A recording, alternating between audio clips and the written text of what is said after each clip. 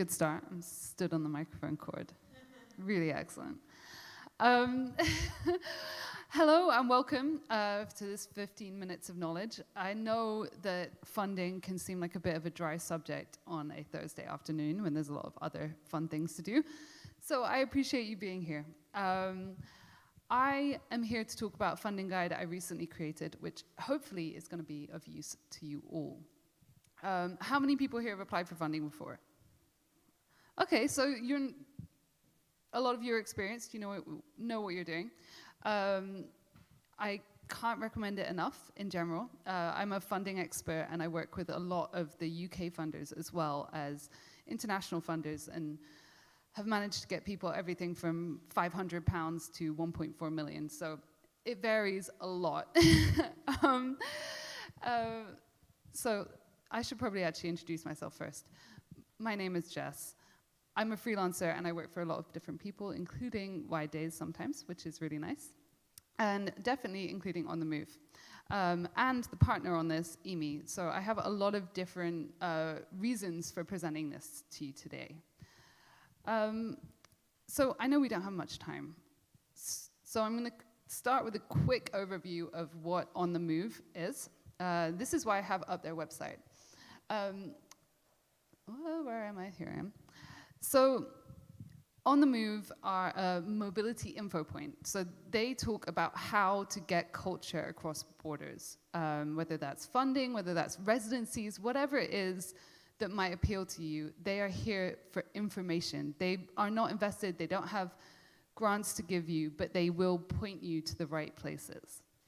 So On the Move have created these funding guides.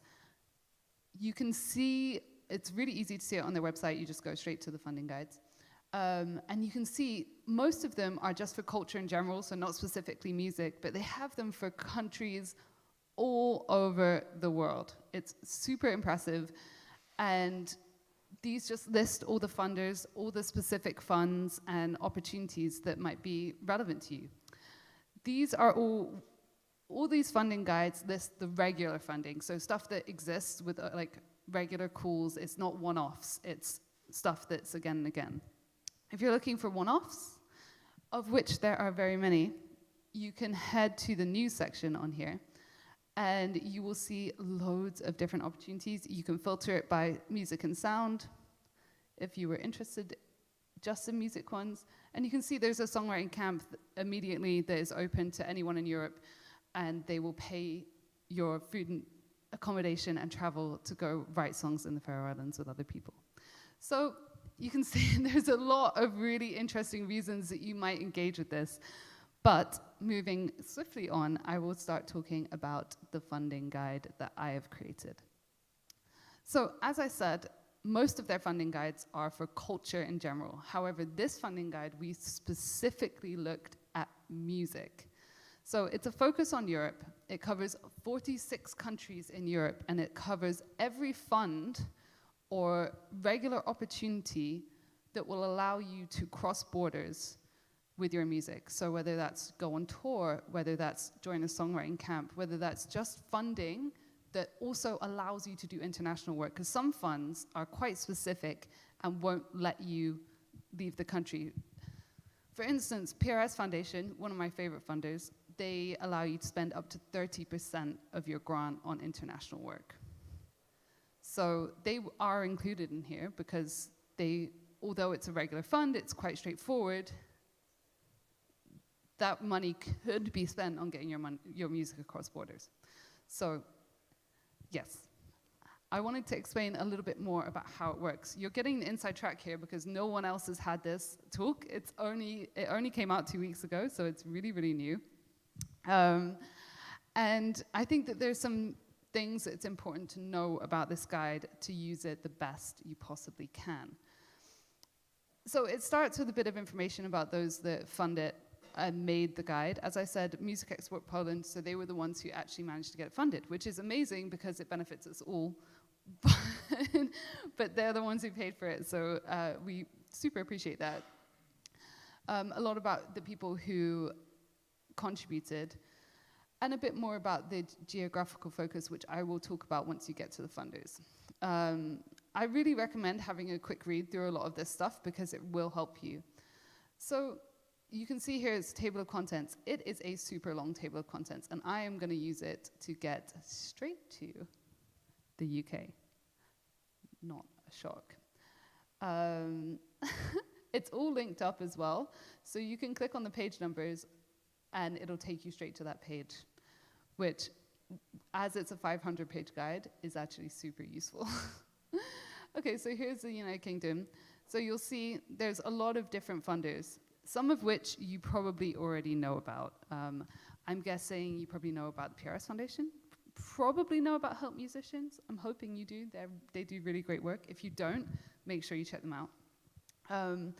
And you might know about youth music. I also recommend checking them out. For anyone who's 25 or under, or 30 and under and identifies as deaf or disabled, you can apply for really great small grants from youth music. They are really flexible and really quick, and they have a new round opening at the beginning of May. So really, really pay attention to that one, because it's one of the most generous, flexible funders that I know. They're one of my favorites for sure. I don't think you're going to have favorites, but I do. So as you can see, there's probably a few that you already know about, but there's probably some that you've never heard of. And we are really actually quite good at funding music in the UK. We get a bad rap, I think, but making this guide really helped me understand where we're positioned and how many different opportunities we do have in the UK. There's some countries we found zero funding for. We searched, we contacted people, we asked, and there's some countries with literally nothing. So we should be pretty grateful, I guess, for this funding.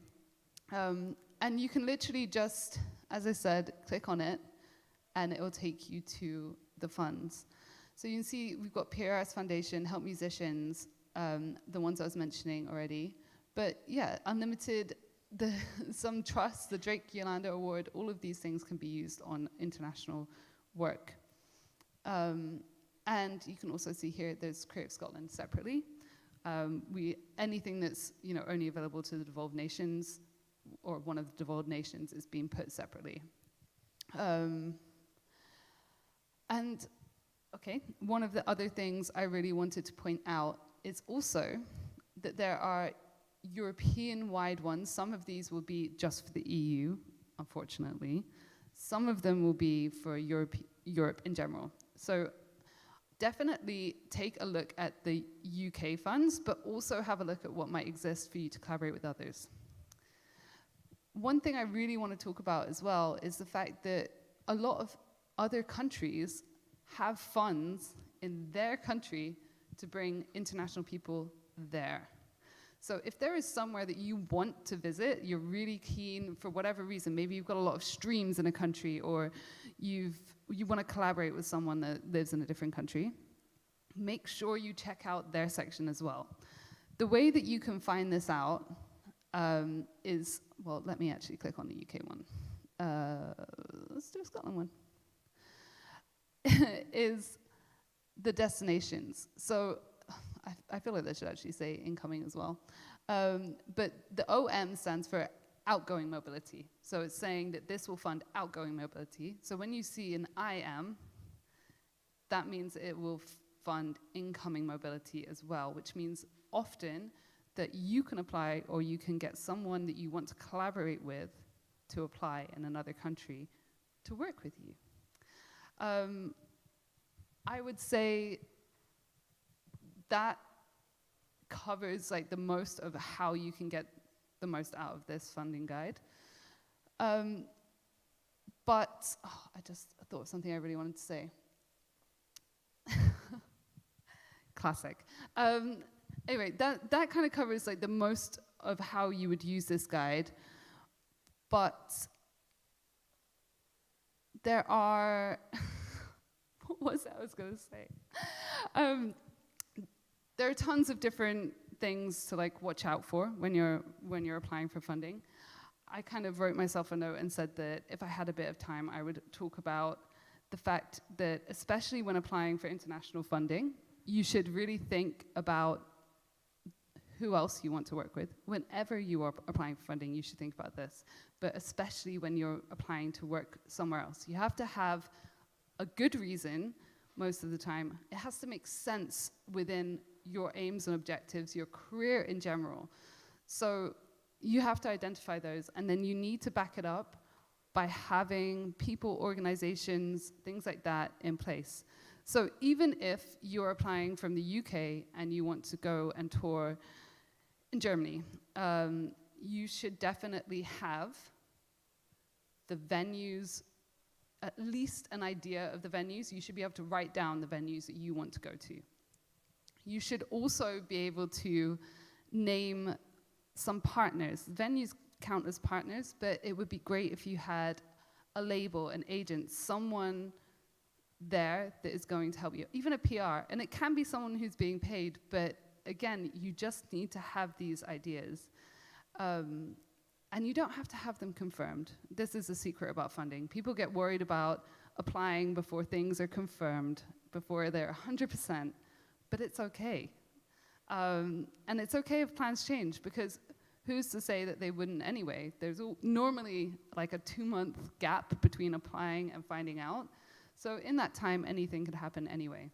So don't be afraid to say, I'm going to play this venue, and this venue. I know that it might not be totally confirmed because you haven't got the funding yet. I know that you might not be sure, but it's okay. I hope that makes sense. And I do think it's particularly relevant for these kind of funds, these international funds. It's a bit easier when you're applying for ones within the UK because you have people around you, generally, that you can mention, whether that's collaborators, whether that's engineers, producers, masters, like anything. They generally are already there. It makes a bit more sense, a bit easier. I think that is everything I wanted to go over regarding the guide, but I did want to ask if there were any questions really quickly.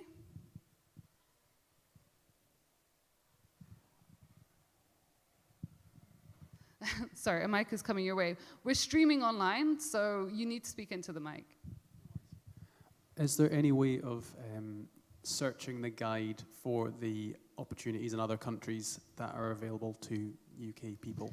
No, and I know that sounds like kind of annoying, but you should know what countries you want to go to. It shouldn't be like, oh, that's available. It should be a bit more intentional than that. So I would say if you're unsure and you do want to do some international work, look at the contents and really look at the places that have a lot of funding. You can see immediately who has got a lot of funding. They're just generally more likely to have the incoming funding ones. So, and think about how that might work in your career. Again, it should be really relevant to your career. Good question there, thank you. Anybody else? Oh, another question.